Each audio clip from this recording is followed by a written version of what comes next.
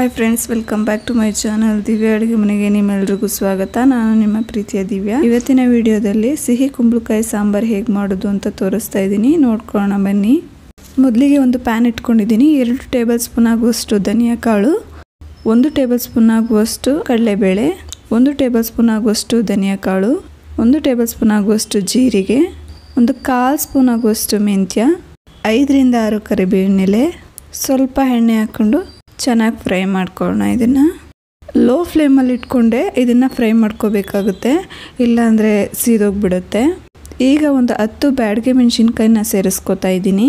ಇದನ್ನು ಕೂಡ ಚೆನ್ನಾಗಿ ಫ್ರೈ ಮಾಡ್ಕೊಳ್ಳೋಣ ಸಿಮ್ಮಲ್ಲಿ ಇಟ್ಕೊಂಡೆ. ಈಗ ಇದಕ್ಕೆ ಒಂದು ಅರ್ಧ ಕಪ್ ಆಗುವಷ್ಟು ತೆಂಗಿನಕಾಯಿ ತುರಿನ ಸೇರಿಸ್ಕೊತಾ ಇದ್ದೀನಿ. ಇದನ್ನು ಕೂಡ ಚೆನ್ನಾಗಿ ಮಿಕ್ಸ್ ಮಾಡ್ಕೊಳ್ಳೋಣ.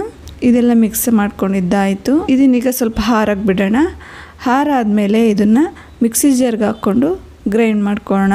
ಸ್ವಲ್ಪ ನೀರು ಸೇರಿಸ್ಕೊತಾ ಇದ್ದೀನಿ. ಇದು ರುಬ್ಕೊಂಡಿದ್ದಾಗಿದೆ. ಈಗ ಒಂದು ಕುಕ್ಕರ್ ಇಟ್ಕೊಂಡು ಸ್ವಲ್ಪ ನೀರು ಹಾಕ್ಕೊಂಡಿದ್ದೀನಿ. ಒಂದು ಅರ್ಧ ಕಪ್ ಆಗುವಷ್ಟು ಬೇಳೆಕಾಳು ಹಾಕ್ಕೊಡ್ತಾ ಇದ್ದೀನಿ. 2 ಟೊಮೊಟೊ, ರುಚಿಗೆ ತಕ್ಕಷ್ಟು ಉಪ್ಪು, ಸ್ವಲ್ಪ ಅರಿಶಿನ. ಲಿಡ್ ಕ್ಲೋಸ್ ಮಾಡಿಕೊಂಡು ಒಂದು 5 ವಿಜಿಲ್ ಹೊಡ್ಸ್ಕೊತಾ ಇದ್ದೀನಿ. ಇದು 5 ವಿಜಿಲ್ ಹೊಡ್ಸ್ಕೊಂಡಿದ್ದಾಗಿದೆ.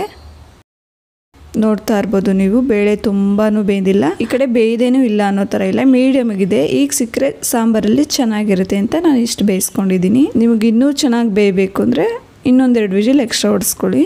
ಈಗ ಒಂದು ಕಪ್ ಆಗುವಷ್ಟು ಸಿಹಿ ಕುಂಬಳಕಾಯಿನ ಸೇರಿಸ್ಕೊತಾ ಇದ್ದೀನಿ. ಇದನ್ನು ಕೂಡ ಚೆನ್ನಾಗಿ ಮಿಕ್ಸ್ ಮಾಡ್ಕೊತಾ ಇದ್ದೀನಿ. ಈಗ ಒಂದು ತಟ್ಟೆ ಮುಚ್ಚಿಟ್ಟು ಒಂದು 2 ನಿಮಿಷ ಕುದಿಸ್ಕೋಬೇಕಾಗುತ್ತೆ.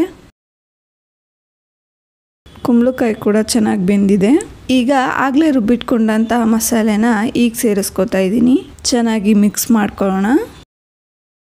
ಅದೇ ಜಾರ್ ತೊಳ್ಕೊಂಡು ಸ್ವಲ್ಪ ನೀರು ಸೇರಿಸ್ಕೊತಾ ಇದ್ದೀನಿ.